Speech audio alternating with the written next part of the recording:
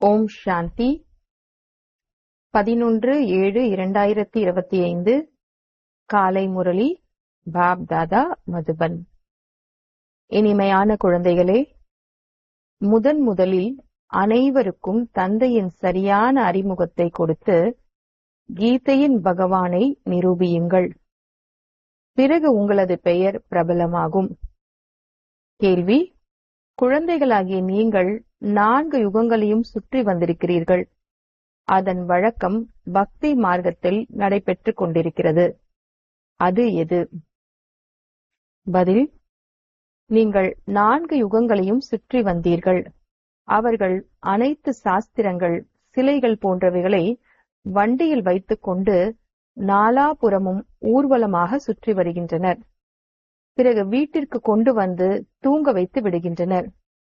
நீங்கள் பிராமணன், தேவதா, சத்திரியன் ஆகின்றீர்கள். இந்த சக்கரத்திற்கு பதிலாக அவர்கள் அவ்வாறு சுற்றி வர ஆரம்பித்து விட்டனர். அதுவும் வழக்கமாகிவிட்டது. ஓம் சாந்தி. ஆன்மீக தந்தை அமர்ந்து ஆன்மீக குழந்தைகளுக்கு புரிய வைக்கின்றார். யாருக்காவது புரிய வைக்கின்ற பொழுது தந்தை ஒருவர்தான் என்பதை அந்த அளவு தெளிவாக புரிய வையுங்கள். தந்தை ஒருவரா அல்லது பலரா என்று கேட்கக்கூடாது. பலர் என்று கூறிவிடுவர். படைக்கும் இறை தந்தை ஒருவர்தான் என்று கூறியே ஆக வேண்டும். அவர் அனைத்து ஆத்மாக்களுக்கும் தந்தை ஆவார். அவர் பிந்துவாக, அதாவது புள்ளி வடிவில் இருக்கின்றார் என்று முதலிலேயே கூறிவிடக் கூடாது. இதில் குழப்பமடைந்து விடுவர். 2 தந்தைகள் உள்ளனர், லௌகீகம் மற்றும் பரலோகிக்கம் என்பதை முதலில் நல்ல முறையில் புரிய வையுங்கள். ஒவ்வொருவருக்கும் லௌகீகம் இருக்கவே செய்கிறது. இவரை சிலர் குதா என்றும் சிலர் இறைவன் என்றும் கூறுகின்றனர். இருப்பதோ ஒருவர்தான். அனைவரும் ஒருவரை தான் நினைவு செய்கின்றனர். தந்தைதான் ஸ்வர்க்கத்தை ஸ்தாபனை செய்யக்கூடியவர் என்ற நம்பிக்கையை முதலில் உறுதிப்படுத்துங்கள். ஸ்வர்க்கத்திற்கு எஜமானனாக ஆக்குவதற்காக தான் அவர் இங்கு வந்திருக்கின்றார். இதையே சிவஜெயந்தி என்று கூறுகின்றனர்.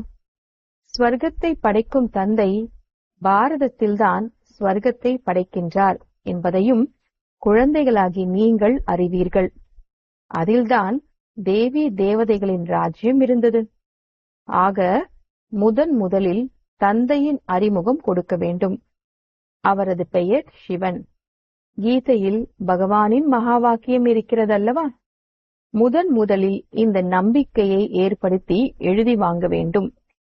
கீதையில் பகவானின் மகா வாக்கியம்: நான் உங்களுக்கு ராஜயோகம் கற்பிக்கின்றேன், அதாவது நரனிலிருந்து நாராயணனாக ஆக்குகின்றேன். இவ்வாறு யார் ஆக்க முடியும்? அவசியம் புரிய வைக்க வேண்டும்.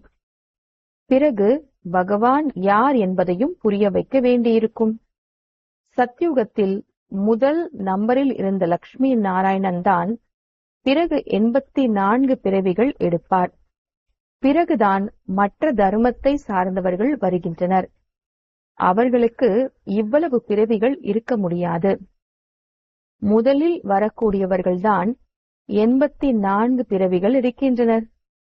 சத்யுகத்தில் எதையும் கற்றுக்கொள்வது கிடையாது. அவசியம் சங்கமத்தில்தான் கற்றிருப்பர். ஆக முதலில் தந்தையின் அறிமுகம் கொடுக்க வேண்டும். எவ்வாறு ஆத்மாவை பார்க்க முடியாதோ, புரிந்து கொள்ள முடியுமோ, அதே போன்று பரமாத்மாவையும் பார்க்க முடியாது. அவர் ஆத்மாக்களாகிய நமது தந்தை என்பதை நாம் புத்தியினால் புரிந்து கொள்கின்றோம். அவர் பரம் ஆத்மா என்று கூறப்படுகின்றார். அவர் சைத்தன்ய பாவனமாக இருக்கின்றார். அவர் வந்து பத்தீத்த உலகை பாவனமாக, அதாவது தூய்மையாக ஆக்க வேண்டியிருக்கிறது. ஆக முதலில் தந்தை ஒருவர் என்பதை நிரூபித்து கூறுவதன் மூலம் கீதையின் பகவான் கிருஷ்ணர் அல்ல என்பதும் நிரூபணம் ஆகிவிடும். குழந்தைகளாகி நீங்கள் நிரூபித்து கூற வேண்டும். ஒரு தந்தைதான் சத்தியமானவர் என்று கூறப்படுகின்றார். மற்ற கர்ம காண்டங்கள் அல்லது தீர்த்த யாத்திரை போன்ற அனைத்தும் பக்தி மார்க்கத்தின் சாஸ்திரங்களில் இருக்கிறது. ஞானத்தில் இதற்கான வர்ணனைகள் எதுவும் கிடையாது. இங்கு எந்த சாஸ்திரமும் கிடையாது. தந்தை வந்து முழு ரகசியத்தையும் புரிய வைக்கின்றார். முதலில் குழந்தைகளாகி நீங்கள் பகவான் ஒருவர்தான். அவர் நிராகாரமானவர், சாக்காரமானவர் அல்ல என்ற விஷயத்தில் வெற்றியடைய வேண்டும். பரம்பிதா பரமாத்மா சிவ பகவானின் மகா வாக்கியம், ஞானக் கடலானவர், அனைவருக்கும் தந்தையானவர் அவர். ஸ்ரீ கிருஷ்ணர் அனைவருக்கும் தந்தையாக ஆகிவிட முடியாது. தேகத்தின் அனைத்து தர்மத்தையும் விட்டுவிட்டு என் ஒருவனை நினைவு செய்யுங்கள் என்று அவர் யாருக்கும் கூற முடியாது. மிக எளிய விஷயம்தான். ஆனால் சாஸ்திரம் போன்றவைகள் படித்து பக்தியில் உறுதியானவர்களாக ஆகிவிட்டனர். இன்றைய நாட்களில் சாஸ்திரம் போன்றவைகளை வண்டியில் வைத்துக் கொண்டு ஊர்வலம் வருகின்றனர். சிலைகளை, கிரந்தத்தையும் வைத்து வலம் வருகின்றனர். பிறகு வீட்டிற்கு எடுத்து வந்து தூங்க வைத்து விடுகின்றனர். நாம் தேவதையில் இருந்து சத்திரியர், வைஷ்யர், சூத்ரராக ஆகின்றோம் என்பதை இப்பொழுது குழந்தைகளாகி நீங்கள் அறிவீர்கள். இந்த சக்கரத்தை சுற்றி வருகின்றோம். சக்கரத்திற்கு பதிலாக அவர்கள் ஊர்வலமாக எடுத்து வந்து வீட்டில் வைத்து விடுகின்றனர். அவர்களுக்கென்று ஒரு குறிப்பிட்ட நாள் இருக்கிறது. அந்த நாளில் வலமாக எடுத்து வருகின்றனர். ஆக முதலில் ஸ்ரீ கிருஷ்ண பகவான் மகா வாக்கியம் கிடையாது, சிவ பகவானின் மகா வாக்கியம் என்பதை நிரூபணம் செய்து கூற வேண்டும். சிவன்தான் பிறப்பு இறப்பு அற்றவராக இருக்கின்றார். அவர் அவசியம் வருகின்றார். ஆனால் அவரது பிறப்பு தெய்வீகமானது. பாக்ய ரதத்தில் வந்து சவாரி செய்கின்றார். வந்து பத்தீத்தமானவர்களை பாவனமாக்குகின்றார். படைப்பவர் மற்றும் படைப்பின் முதல் இடை கடையின் ரகசியத்தை புரிய வைக்கின்றார். இந்த ஞானத்தை வேறு யாரும் அறியவில்லை. தந்தை சுயம் வந்து தனது அறிமுகத்தை கொடுக்க வேண்டி இருக்கிறது. முக்கிய விஷயம் தந்தையின் அறிமுகம் ஆகும். அவர்தான் கீதையின் பகவான் ஆவார். அதை நீங்கள் நிரூபணம் செய்து கூறும் பொழுது உங்களது பெயர் மிகவும் பிரபலமாகிவிடும். ஆக அந்த மாதிரியான நோட்டீஸ் பிரிண்ட் செய்து அதில் சித்திரங்களும் வரைந்து பிறகு விமானத்திலிருந்து கீழே தூவ வேண்டும். தந்தை முக்கிய விஷயங்களை புரிய வைத்துக் கொண்டிருக்கின்றார். முக்கியமான ஒரு விஷயத்தில் உங்களுக்கு வெற்றி கிடைத்துவிட்டால் போதும், நீங்கள் வெற்றியடைந்து விடுவீர்கள். இதில் உங்களது பெயர் மிகவும் பிரபலமாகிவிடும். இதில் யாரும் உங்களிடம் சண்டையிட மாட்டார்கள். இது மிகவும் தெளிவான விஷயமாகும். நான் சர்வ வியாபியாக எப்படி இருக்க முடியும் என்று தந்தை கேட்கின்றார். நான் வந்து குழந்தைகளுக்கு ஞானம் கூறுகின்றேன். வந்து பாவனமாக்குங்கள் என்று அழைக்கவும் செய்கிறீர்கள். படைப்பவர் மற்றும் படைப்பின் ஞானத்தை கூறுங்கள். தந்தையின் மகிமை தனிப்பட்டது, கிருஷ்ணரின் மகிமை தனிப்பட்டது. சிவபாபா வந்து பிறகு கிருஷ்ணராகவோ அல்லது நாராயணனாகவோ ஆகின்றார் என்பது கிடையாது. 84 பிறவியில் வருகின்றார் என்பதும் கிடையாது. இந்த எல்லா விஷயங்களையும் புரிய வைப்பதில் உங்களது புத்தி ஈடுபட்டிருக்க வேண்டும். முக்கியமானது கீதை, பகவானின் மகா வாக்கியம், பகவானின் மகா வாக்கியம். ஆக அவசியம் பகவானுக்கு உண்மையான கீதை கூற வாய் தேவை அல்லவா? பகவான் நிராகாராக இருக்கின்றார். ஆத்மா வாயின்றி எப்படி பேச முடியும்? அதனால்தான் நான் சாதாரண உடலை ஆதாரமாக எடுக்கின்றேன் என்று கூறுகின்றார். யார் முதலில் லக்ஷ்மி நாராயணனாக ஆகின்றார்களோ அவர்களே 84 பிறவிகள் எடுத்து எடுத்து கடைசிக்கு வந்துவிடுகின்றனர். பிறகு அவரது உடலில்தான் வருகிறேன். கிருஷ்ணரின் கடைசி பிறவியிலும் கடைசியில் வருகின்றேன். எப்படியெல்லாம் மற்றவர்களுக்கு புரிய வைப்பது என்று சிந்தனை செய்யுங்கள். ஒரே ஒரு விஷயத்தின் மூலம் உங்களது பெயர் பிரபலமாகிவிடும். படைப்பவராகிய தந்தையை பற்றி அனைவருக்கும் தெரிந்துவிடும். பிறகு உங்களிடத்தில் பலர் வருவார்கள்.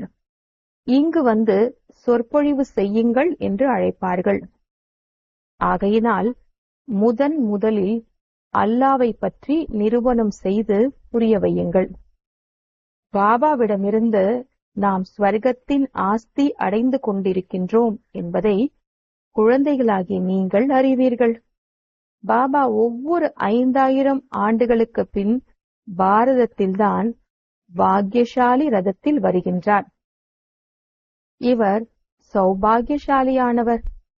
இந்த ரதத்தில்தான் பகவான் வந்து அமர்கின்றார். குறைந்த விஷயமா என்ன?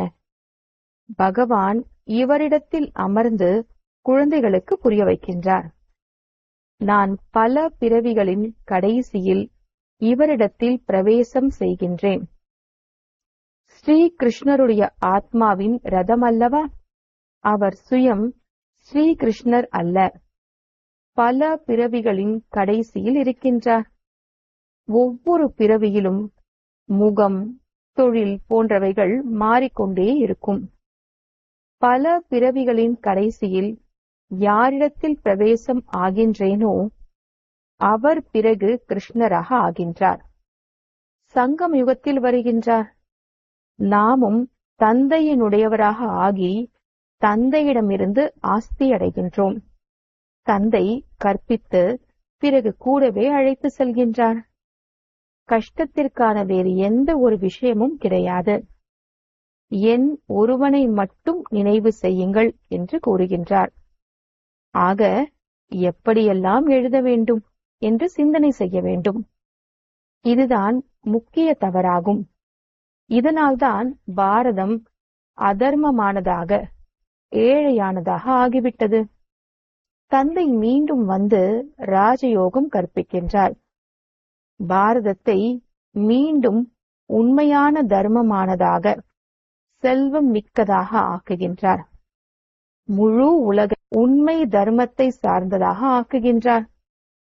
அந்த நேரத்தில் முழு உலகத்திற்கும் நீங்கள்தான் எஜமானர்களாக இருப்பீர்கள். நீண்ட ஆயுளுடன் சுகமாக இருப்பதற்கு வாழ்த்துகிறேன் என்று உலகில் கூறுகின்றனர் அல்லவா? சதா உயிருடன் இருங்கள், அமர் பவ என்ற ஆசிர்வாதம் பாபா கொடுப்பது கிடையாது. அமரராக இருங்கள் என்று சாதுக்கள் கூறுகின்றனர். அமரர்கள் அவசியம் அமரபுரியில்தான் இருப்பார்கள் என்பதை குழந்தைகளாகி நீங்கள் புரிந்திருக்கிறீர்கள். மரண உலகில் அமரர் என்று எப்படி கூற முடியும்? ஆக குழந்தைகள் கலந்த ஆலோசனை நடத்துகிறீர்கள். எனில் தந்தையிடம் வழிமுறைகளை கேட்கிறீர்கள். பாபா முன்கூட்டியே தன் கருத்தை கூறிவிடுகின்றார். அனைவரும் அவர்களது கருத்துக்களை எழுதி அனுப்பி வையுங்கள். பிறகு ஒன்றாகவும் ஆக்கிக் கொள்ளலாம். முரளியில் எழுதுவதன் மூலம் கருத்துக்கள் அனைவரிடத்திலும் சென்றடைந்து விடுகின்றது. 2-3 ஆயிரம் செலவு குறைந்து விடுகின்றது. இந்த 2-3 ஆயிரம் மூலம் 2-3 சென்டர்களை திறந்துவிட முடியும். ஊராக சித்திரங்களை எடுத்துக்கொண்டு செல்ல வேண்டும். குழந்தைகளாகி நீங்கள் சூக்ஷ்ம வத்தன விஷயங்களில் அதிக ஈடுபாடு காண்பிக்க கூடாது. பிரம்மா, விஷ்ணு, சங்கர் சித்திரம் இருக்கிறது எனில் இதை பற்றி சிறிதுதான் புரிய வைக்கப்படுகிறது. இவர்களுக்கு பாகம் சிறிதுதான். நீங்கள் செல்கிறீர்கள், சந்திக்கிறீர்கள், மற்றபடி வேறு எதுவும் கிடையாது. ஆகையால் இதில் அதிக ஆர்வம் கொடுக்கப்படுவது கிடையாது. இங்கு ஆத்மாவை அழைக்கின்றனர், அவர்களையும் காண்பிக்கின்றனர். சிலர் வந்து அழுவும் செய்கின்றனர், சிலர் அன்பாக சந்திப்பு செய்கின்றனர், சிலர் துக்க கண்ணீர் விடுகின்றனர். இவை அனைத்தும் நாடகத்தில் பாகமாக இருக்கிறது. இதுதான் ஞான உரையாடல் என்று கூறப்படுகிறது. அவர்கள் பிராமணர்களிடத்தில் வேறு எந்த ஆத்மாவையோ அழைக்கின்றனர். பிறகு அவரை போல உடை போன்றவர்களை உடுத்துவர். அந்த ஷரீரமோ அழிந்துவிட்டது. மற்றபடி ஆடை அணிந்து கொள்வது யார்? உங்களிடத்தில் அந்த வழக்கம் கிடையாது. அழுவதற்கான விஷயமே கிடையாது. ஆக உயர்ந்ததிலும் உயர்ந்தவராக ஆக வேண்டும். எப்படியாவது அவசியம் இடைப்பட்ட சங்கம யுகத்தில்தான் தூய்மையானவர்களாக ஆகிறீர்கள். நீங்கள் ஒரு விஷயத்தை நிரூபணம் செய்யும் பொழுது இவர்கள் சரியாகத்தான் கூறுகின்றார்கள் என்று கூறுவர். பகவான் ஒரு பொழுதும் பொய் உரைக்க முடியாது. பிறகு பலருக்கு அன்பு ஏற்பட்டு விடுகிறது. பலர் வருவார்கள். தகுந்த நேரத்தில் குழந்தைகளுக்கு அனைத்து கருத்துகளும் கிடைத்துக் கொண்டே இருக்கிறது. கடைசியில் என்னென்ன நடக்கும் என்பதை பார்ப்பீர்கள். சண்டை ஏற்படும். அணுகுண்டுகளை ஏவுவார்கள். அந்த பக்கம்தான் முதலில் மரணம் ஏற்படும். இங்கு இரத்த நதி பாயும். பிறகு நெய்யாறு பாலாறு ஓடும். ஆரம்பமும் முதலில் அயல் நாட்டில்தான் ஏற்படுகிறது. பயமும் அங்கு இருக்கிறது. எவ்வளவு பெரிய பெரிய ஏவுகணைகளை உருவாக்குகின்றனர். எதையெல்லாம் அதில் கலக்கின்றனர். அது முற்றிலும் ஊரை அழித்து விடுகின்றது. யார் ஸ்வர்க்கத்தின் ராஜ்யத்தை ஸ்தாபனை செய்தது என்பதையும் கூற வேண்டும். ஸ்வர்க்கத்தை ஸ்தாபனை செய்யும் தந்தை அவசியம் சங்கமத்தில்தான் வருகின்றார். இப்பொழுது சங்கமம் என்பதை நீங்கள் அறிவீர்கள். தந்தையின் நினைவுதான் முக்கியமானது என்று உங்களுக்கு புரிய வைக்கப்படுகின்றது. இதன் மூலம்தான் பாவங்கள் அழியும். பகவான் எப்பொழுது வந்தாரோ அப்பொழுது என்னை நினைவு செய்தால் சத்தோ பிரதானமாக ஆகிவிடுவீர்கள் என்று கூறியிருந்தார். முக்தி தாமத்திற்கு சென்று விடுவீர்கள். பிறகு முதலில் இருந்து சக்கரம் சுற்ற ஆரம்பித்து விடும். தெய்வீக தர்மம், இஸ்லாம், பௌத்த தர்மம். மாணவர்களாகிய உங்களது புத்தியில் இந்த முழு ஞானமும் இருக்க வேண்டும் அல்லவா? குஷி இருக்கிறது. நான் எவ்வளவு வருமானம் செய்கின்றேன்? இந்த அமர கதை அமரர் பாபா உங்களுக்கு கூறுகின்றார். அவருக்கு நீங்கள் பல பெயர்களை வைத்து விட்டீர்கள். முதன்மையானது தெய்வீக தர்மம். பிறகு அனைவருடையது வளர்ச்சி அடைந்து அடைந்து மரம் வளர்ச்சி அடைந்து கொண்டே செல்கின்றது. பல தர்மங்கள், பல வழிமுறைகள் ஏற்பட்டு விடுகின்றன.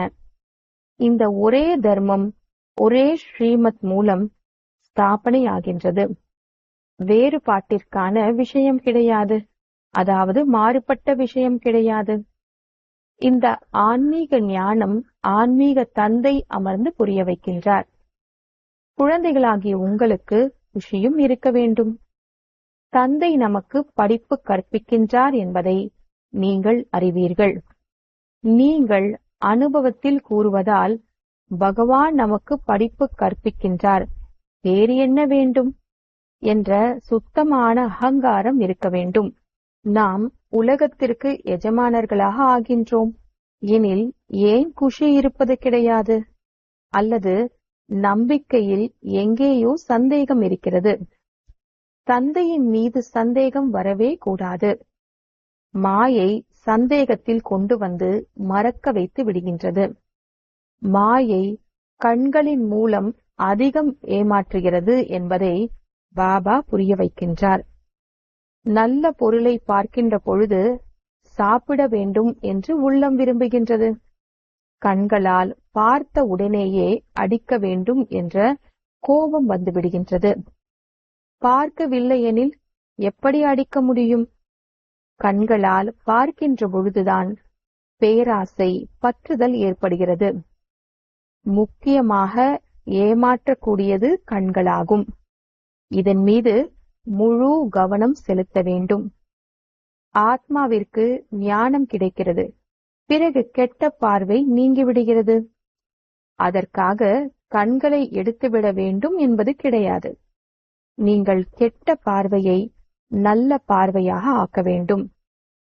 நல்லது, இனிமையிலும் இனிய தேடி கண்டெடுக்கப்பட்ட செல்ல குழந்தைகளுக்கு தாய் தந்தையுமான பாப்தாதாவின் அன்பு நினைவுகள் மற்றும் காலை வணக்கம். ஆன்மீக குழந்தைகளுக்கு ஆன்மீக தந்தையின் நமஸ்தே, ஆன்மீக தந்தைக்கு ஆன்மீக குழந்தைகளின் நமஸ்தே. தாரணைக்கான முக்கிய சாரம். முதலாவது, எனக்கு பகவான் கற்பிக்கின்றார் என்ற போதை மற்றும் குஷியில் சதா இருக்க வேண்டும். எந்த விஷயத்திலும் சந்தேக புத்தி உடையவராக ஆகக்கூடாது.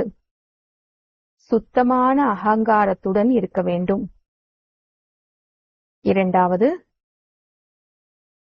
சூக்ஷ்மவத்தன விஷயத்தில் அதிக ஆர்வம் காண்பிக்க கூடாது. ஆத்மாவை சத்தோ பிரதானமாக ஆக்குவதற்கான முழுமையிலும் முழுமையான பயிற்சி செய்ய வேண்டும். தங்களுக்குள் கலந்தாலோசித்து அனைவருக்கும் தந்தையின் சரியான அறிமுகத்தை கொடுக்க வேண்டும். வரதானம். நேர்மையுடன் தேர்ச்சி பெறுவதற்காக முயற்சியின் வேகத்தை அதிகப்படுத்தி மற்றும் பிரேக் சக்திசாலியாக வைத்துக் கொள்ளக்கூடிய யதார்த்த யோகி ஆகுக. நேர்மையுடன் தேர்ச்சி பெறுவதற்காக முயற்சியின் வேகத்தை அதிகப்படுத்தி மற்றும் பிரேக் சக்திசாலியாக வைத்துக் கொள்ளக்கூடிய யதார்த்த யோகி ஆகுக. விளக்கம். நிகழ்கால நேரத்தின்படி முயற்சியின் வேகத்தை அதிகப்படுத்தல் மற்றும் பிரேக் சக்திசாலியாக வைத்துக் கொள்ள வேண்டும். அப்போதுதான் கடைசியில் நேர்மையுடன் தேர்ச்சி பெற முடியும். ஏனெனில் அந்த நேரத்தின் பிரச்சனையானது புத்தியில் அநேக சங்கல்பங்களை கொண்டு வரக்கூடியதாக இருக்கும். ஆக அனைத்து சங்கல்பங்களில் இருந்து விடுபட்டு ஒரே சங்கல்பத்தில் நிலைத்திருக்கும் பயிற்சி தேவை. அந்த நேரத்தில் விஸ்தாரமாக அலையும் புத்தியை நிறுத்தக்கூடிய பயிற்சி தேவை. ஸ்டாப் என்று கூறியதும் நின்றுவிட வேண்டும்.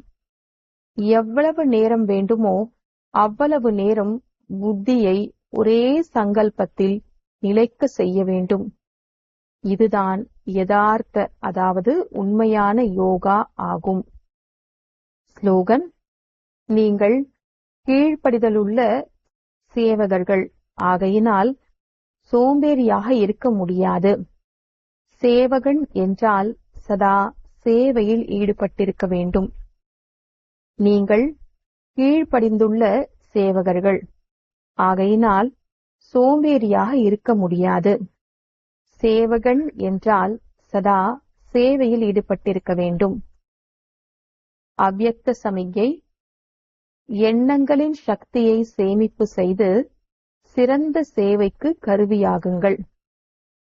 எவ்வாறு ஊசியின் மூலம் இரத்தத்தின் சக்தியை நிரப்பி விடுகின்றனர், அவ்வாறு உங்களது சிரேஷ்ட சக்திகள் ஊசி போன்று வேலை செய்யும். சங்கல்பத்தின் மூலம் சங்கல்பத்தின் சக்தி வந்துவிட வேண்டும். இப்பொழுது இந்த சேவை மிக அவசியமாக இருக்கிறது.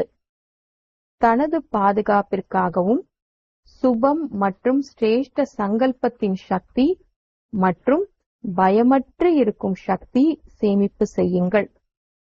அப்போதுதான் கடைசியில் அழகான மற்றும் எல்லையற்ற காரியத்தில் உதவியாளராகி எல்லையற்ற உலக ராஜ்யத்திற்கு அதிகாரி ஆக முடியும்.